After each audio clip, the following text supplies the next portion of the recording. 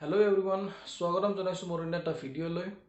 আৰু আজিৰ টপিকটো গমেই পাইছে থাম্বনেলত দিছোৱে মই আজি আমি জিডিপিৰ বিষয়ে আলোচনা কৰিম জিডিপিৰ বিষয়ে নিশ্চয় আপোনালোকে পঢ়িছে নহলে সোশ্যাল মিডিয়াত হলেও পাইছে বা টিভিত হলেও পাইছে কিন্তু এইটো বিষয়ে বহুতে আমি নাজানো একচুয়ালি জানিব লাগে এইটো খুব জানিবলগীয়া কথা হয় দেশখনৰ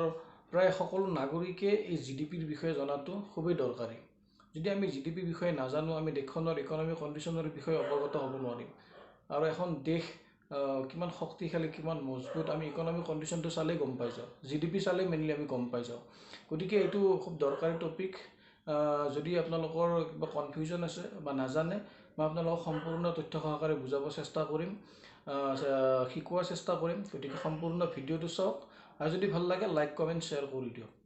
তো বলক আজিৰ ভিডিঅ'টো আৰম্ভ কৰোঁ জিডিপি মানে হ'ল মেইনলি প্ৰডাকশ্যন তামাম সামগ্ৰী আৰু সেৱাৰ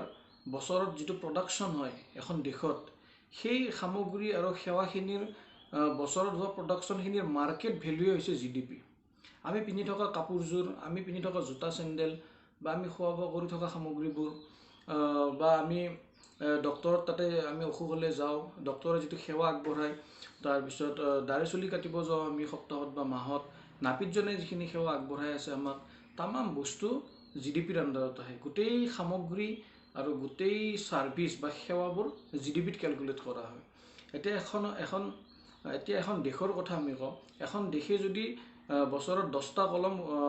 প্ৰডাকশ্যন কৰে 10টা কলমৰ মূল্য যদি এটা কলমৰ দাম যদি 10 টকা হয় 10টা কলমৰ মূল্য 100 টকা হ'ব গতিকে সেইখন দেশৰ জিডিপি হ'ব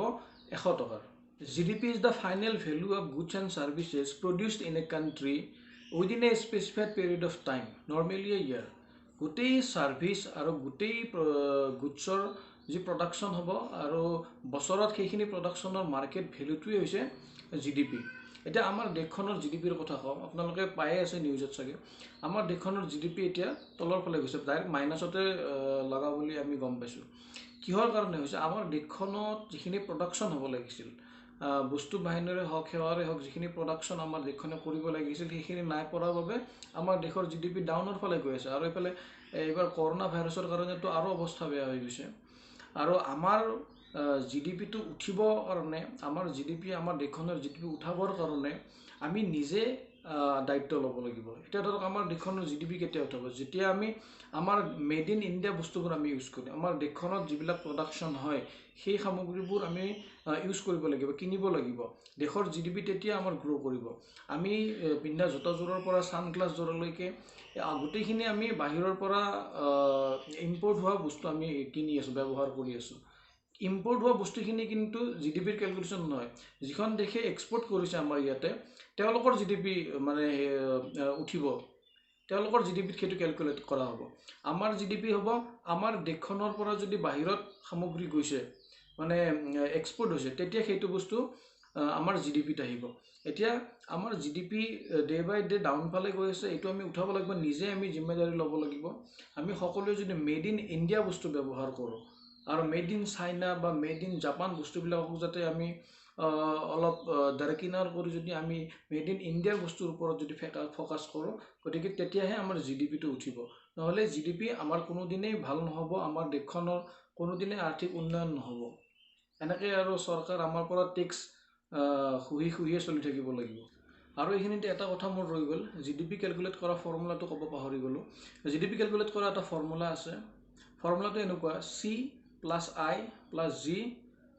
plus X minus M C মানে হৈছে কনজিউমাৰ কনজাপশ্যন মানে উপভোক্তাখিনিয়ে যিখিনি খৰচা কৰে তাৰপিছত আই ষ্টেণ্ডছ ফৰ